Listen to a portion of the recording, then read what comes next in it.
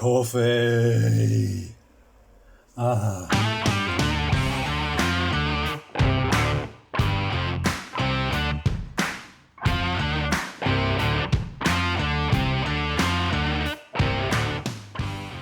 Hey, W here. Welcome to my channel.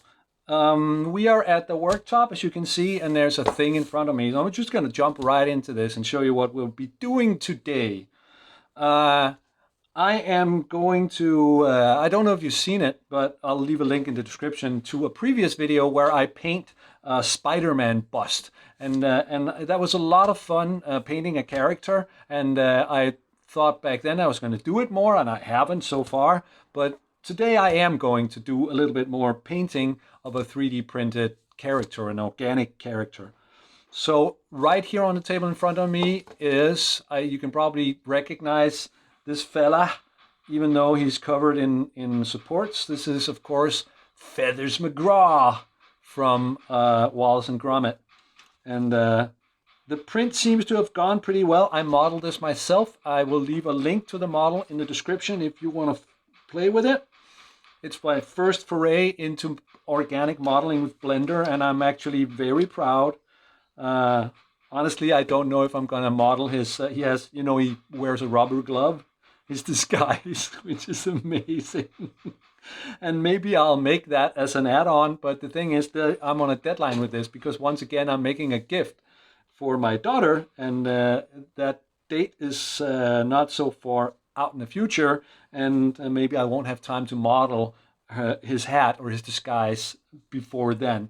So I'm just going to start by painting the character that we have right here. But before I can do that, I need to get the supports off, and I am going to be exceedingly careful because I'm so afraid of breaking something. But let's get started. I'm not actually sure where to start. Oh, that was a good place because I can actually get a sense. The supports aren't actually, they don't stick that hard to the model, which is good because they're not supposed to. So I'm unlikely to put a lot of pressure on the model itself as I wiggle with these. I think I just need some pliers.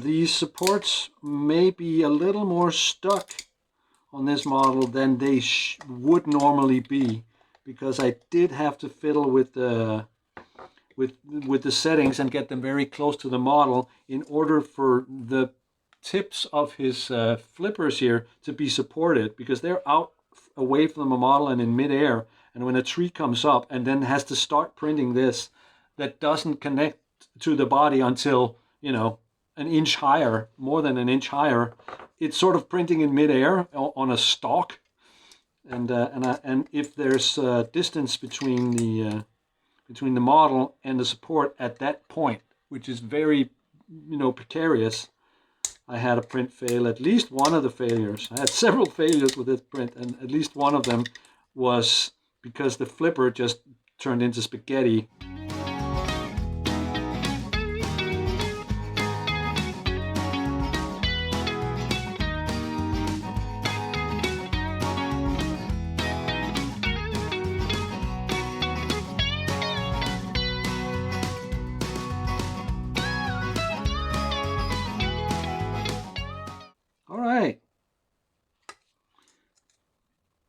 I am actually very happy with this 3D print, considering,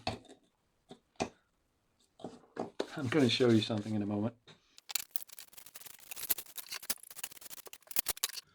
Yeah, I'm really happy with this model. I having modeled it myself and printed it, went pretty well, and I think it's ready to paint. One thing that I just discovered, though, I modeled it from screenshots as well as I possibly could. including where the legs are under his body. And it's actually, I mean, he can stand, but it's precarious. But the thing is, I'm almost certainly going to glue this guy to like a little podium so that he'll stand. Because even if he stands perfectly, even if he stood perfectly, and all it would probably take was to tilt the body like 1 or 2 degrees forward or something like that. That would probably be all it took. And he does. I mean, when he stands, even if I hold the feet down, he may be tilting backwards ever so slightly. So it would be natural. But I just to make sure that he stands, even if he stood well on his own feet, he'd stand better if he's on something. So I'm going to just 3D print a little podium for him to stand on, and then I'm going to glue him onto that. Yeah, well, I think I'm just going to start some of the sanding. I bought a whole case of these, or a whole pack of these. It's like 40 or 50 for almost nothing, and I think maybe they will come in handy for this. I'm not sure how coarse or fine they are. They are nail files, so not super coarse, but let's just see.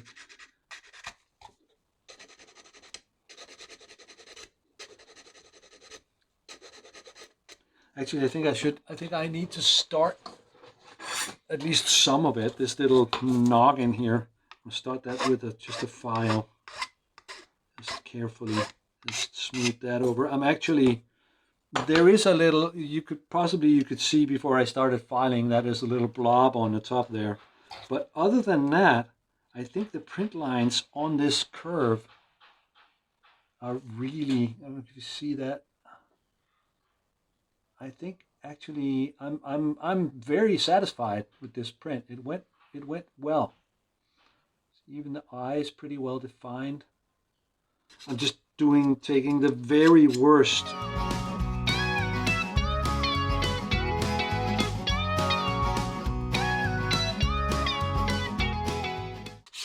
When I positioned his arms / flippers, I didn't actually think about how it would be to paint. I didn't even think about how it would be to print. I just thought it was like a little bit more evocative than just having, I could have had both of his arms or flippers like that, and then I decided to turn this one a little bit because it's a little more dynamic, but I wasn't actually thinking about printing or painting it. But I think it'll be fine. I think the pose is okay. I think he's kind of alive. There's an iconic image of him from the Wrong Trousers film, where he's holding a remote. I mean, if you're an Aardman fan, you know, but he's remote controlling Wallace's techno trousers, and he's holding this remote control with a strap around his shoulder and an antenna coming off here and stuff like that. And I love that. That's what I wanted to make, but again, time constraints meant that wasn't possible.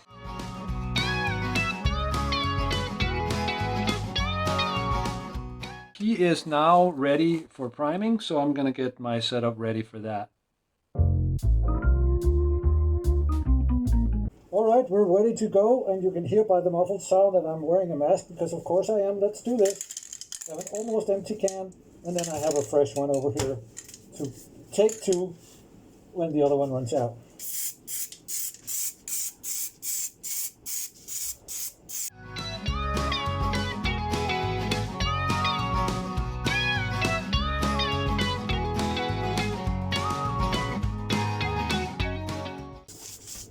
I'll get his feet a little more, and I think that's it. It's just going to dry, and then I'm going to give him one more layer. Well, okay, so here he is in all of his gray prime glory. I turned him over off camera and gave him a couple of blasts of primer from the bottom. But as we saw when I was just looking at the 3D print, and it's, if anything, more pronounced now, there are some ridges and some stuff in the overhang from the 3D print of the overhang here. It's not exactly great. So I'm going to use some filler on that, get a layer of filler on that for me to sand. I use this extremely lightweight sort of, it's actually just, it's for walls and wood and stuff like that, but it's extremely lightweight and it's eminently sandable. So I like it very much. I'm just gonna get a bunch of that on here and see if I can fill out some of those ridges. Give me something to sand on. And I'm not precious about it. It's just a big layer. And then I'll sand that down. So I'm almost like sculpting just a layer of this stuff on here. But I am going to be a little bit careful about not getting getting a sort of a collar up around the leg. I'm trying to avoid doing too much of that because sanding in really close to the legs is something that I expect is probably not going to be super easy. Now, obviously, as you can see, the layer that I've gotten on here isn't smooth by any stretch of the imagination, but I've tried not to make like big bumps and big ridges. It's sort of like a lot of little bumps and ridges, and then I'll be sanding those down until I get to the primer and sand that a little bit too. I'm gonna get my very state-of-the-art, complicated, high-tech drying fixture here, so you can have sit here with his butt in the air and dry, and then we'll get to the sanding. 180 grit that I'm starting with to sort of get to grind that these sort of lumpy filler lumpy lumps, get those down to level. I'm starting with some 180 grit here.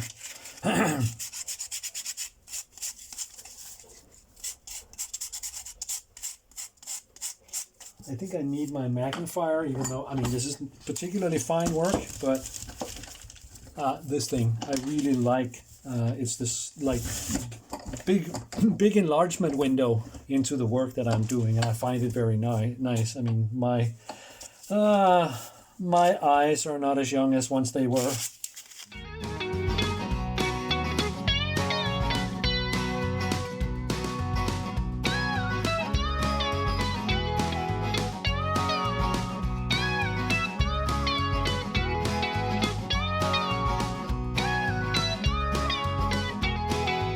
By the way, in case you're wondering about the gloves,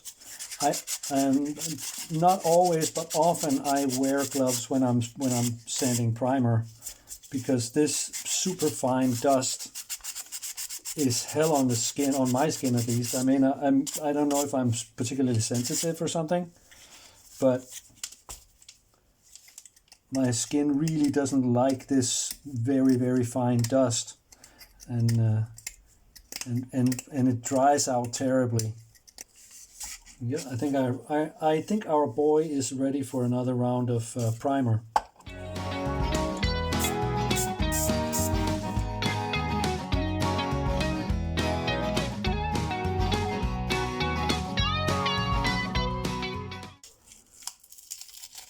Like that. Oh, Jesus. For me, doing sanding like this, the feel with my fingers is just as important as what I can see. I got a lot of practice when I was a cabinet maker. I got a lot of practice at feeling very small surface features with my fingers there.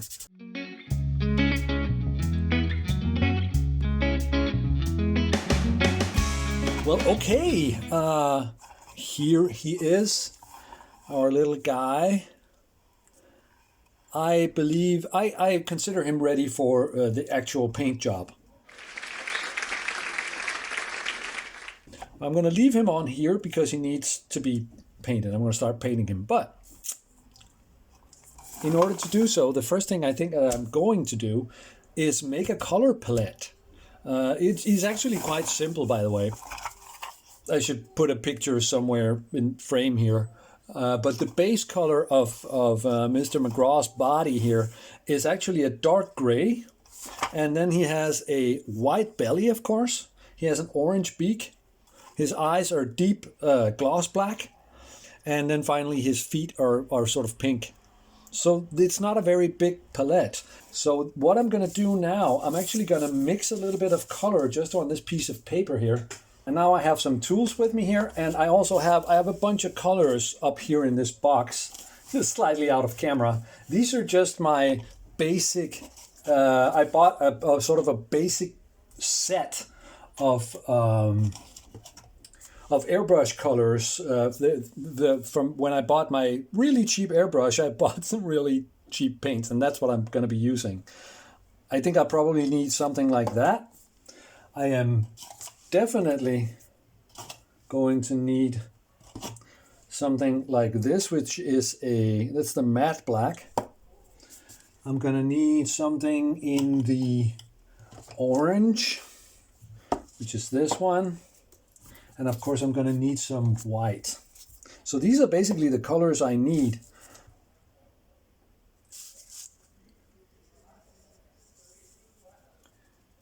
And I've been peering at screenshots of this guy and sort of trying to make out how difficult I need to make this for myself. I'm not a painter, and I'm not necessarily a color guy. Although I'm learning, I'm practicing. The Artman characters are cartoonish, so I may not need to make a big song and dance about mixing colors. But let me just have a look.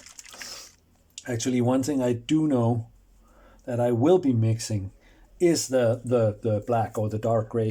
Like I said, his body is dark gray. I actually thought it was black, but it isn't. Oh, and there we go. I have this one, is high gloss. I think it's supposed to be anyway. I better test that one too, because I would think that was for the eyes. And this one, the pinky-ish kind of, what is it called? Yeah, it's just called pink. And I think it's probably pretty close. Orange, the beaky color.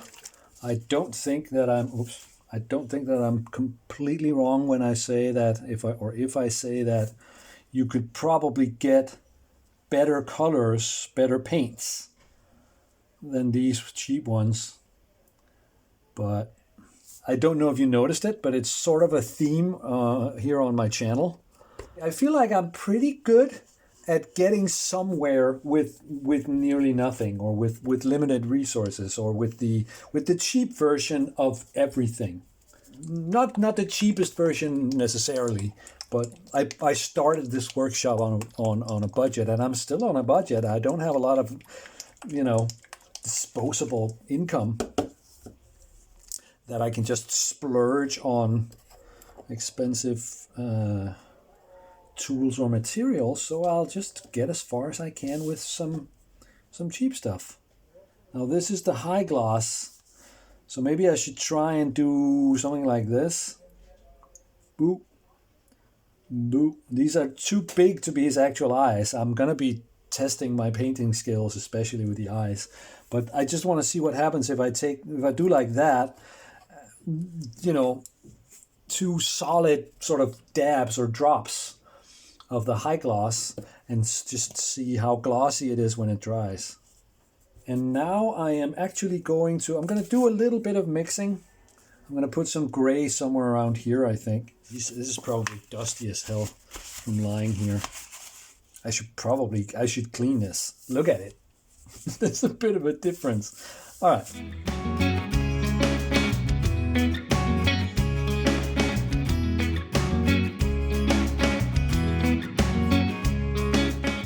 I think I have my paint samples now, and what I'm going to do is I'm going to let them dry and draw some comparison with the reference that I have, and try to estimate how I'm doing with those, and whether I need to start mixing those two as well, or if I'm close with these that I've started mixing. So I'll do that, and then I'll come back and let you know what I found. Okay, I'm back after some scrutiny. These have dried, of course, and I've scrutinized them. looked at them, and actually discovered that I need to put a little more white in everything except the white. This one is the gray for the body.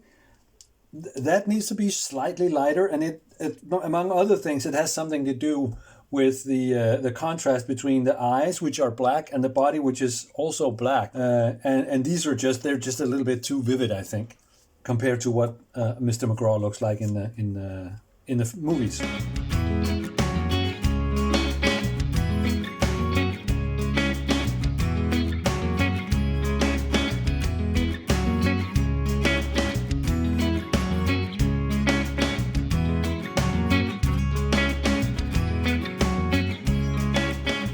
I don't think I can procrastinate anymore. I don't think I want to procrastinate anymore. I think the next step is going to be airbrushing the base color in, so that one. Okay, so time to break out ye olde airbrush. There she blows. And I have a holder for it, so that it doesn't fall over, and you can 3D print this yourself. The model is on my printables.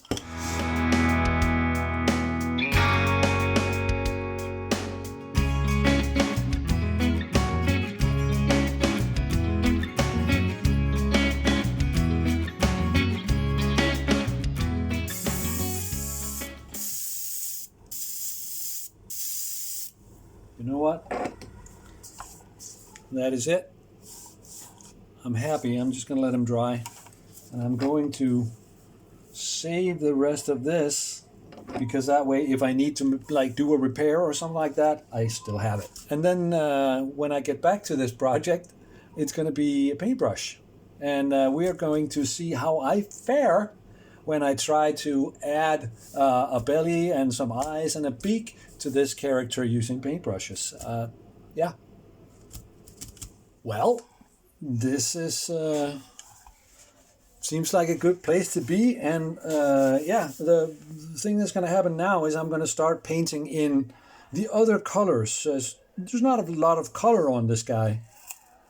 There's the eyes, the beak, the feet, and then his tummy, his tum-tum, and I'm actually going to start with that. I'm going to do all of that paintbrush style. You can just see the corner of my computer over there because it's sitting in front of me, and there's a picture which I'm using for reference. I can't paint with him standing on this, of course. It's not for this process, and I don't want to have to hold him and putting him on the table like this. That's no good. So I have a little bed for him, a little place for him to rest. I just figured out that this is actually a pretty good way of doing that. It's just a freezer bag and some of these styropor nuts for packing peanuts. But that actually works really well. He's kept solidly, and there's nothing, without pressure, and it works. So yeah, a freezer bag with these nuts in it and most of the air squeezed out. So I'm just going to start doing this.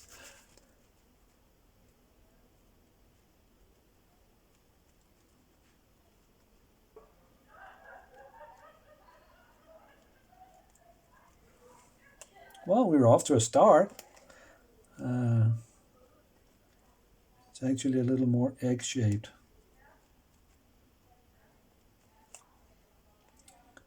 I think I'm just gonna. I do need my palette. I think I'm just gonna get a little bit of paint onto that. There we go.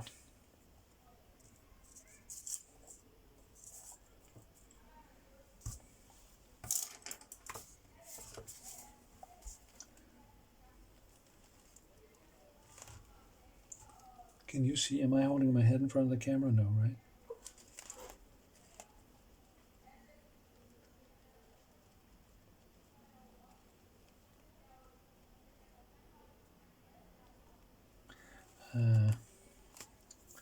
I think it needs to go up a little bit higher and a little bit more egg-shaped.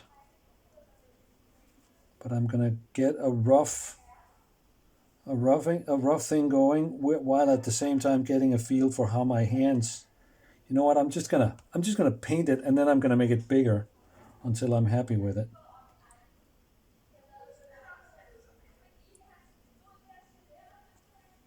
Because I'm trying to get a feel of how are my hands doing at this. How steady am I or am I not?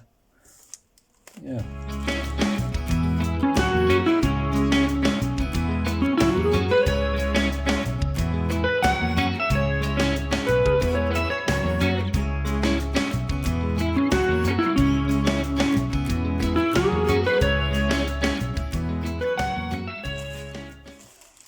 So that's the first layer. Okay, so I'm just gonna let his little tum-tum dry, and then I'm gonna give it some more layers.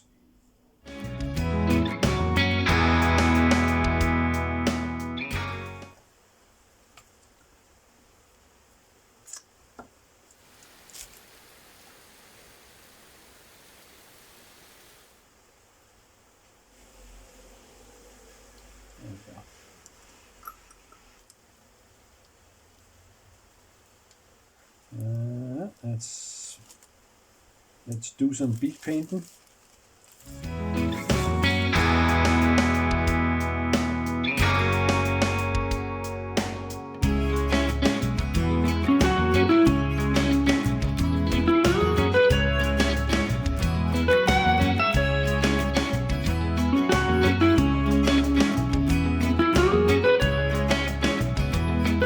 I have to say, this is super fun. I'm having a lot of fun. I can't believe I'm just looking at this thing in my hand, and I can't believe that I've got a Feathers McGraw in my hand, and I made it.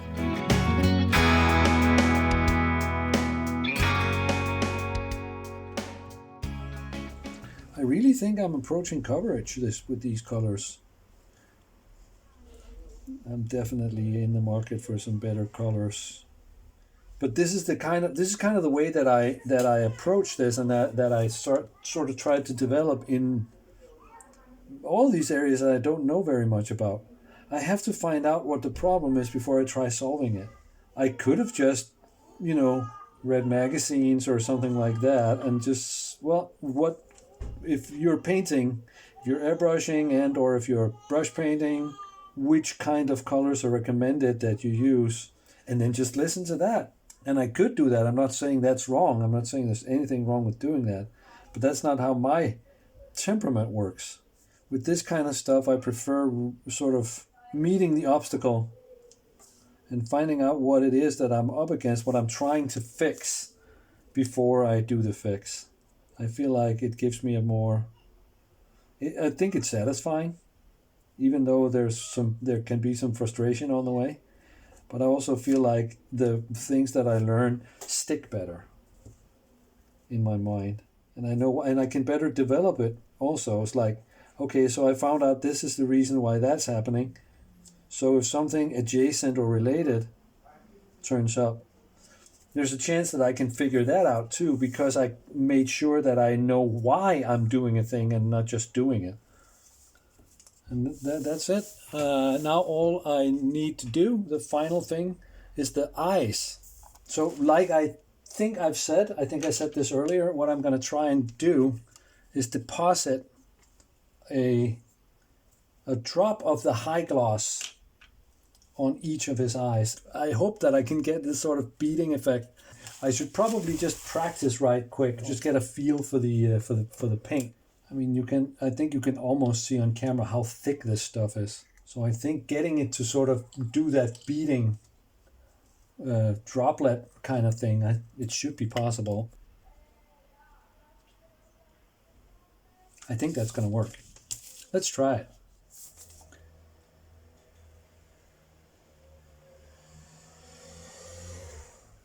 I think it's working.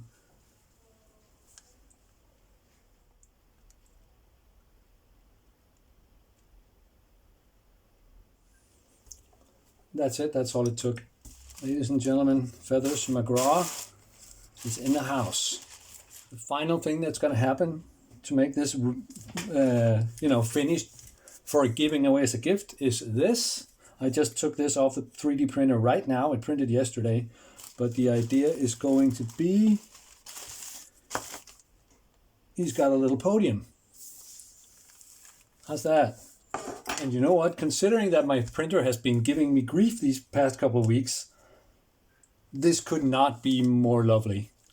Yeah, so the final thing, after I just let this guy dry for a little bit, I'm going to glue him on here and he'll be done. So I'm going to do some beauty shots of that. Yeah, I'm going to do some beauty shots and a little bit of showing. This was fun and it went well. Very glad. Thank you.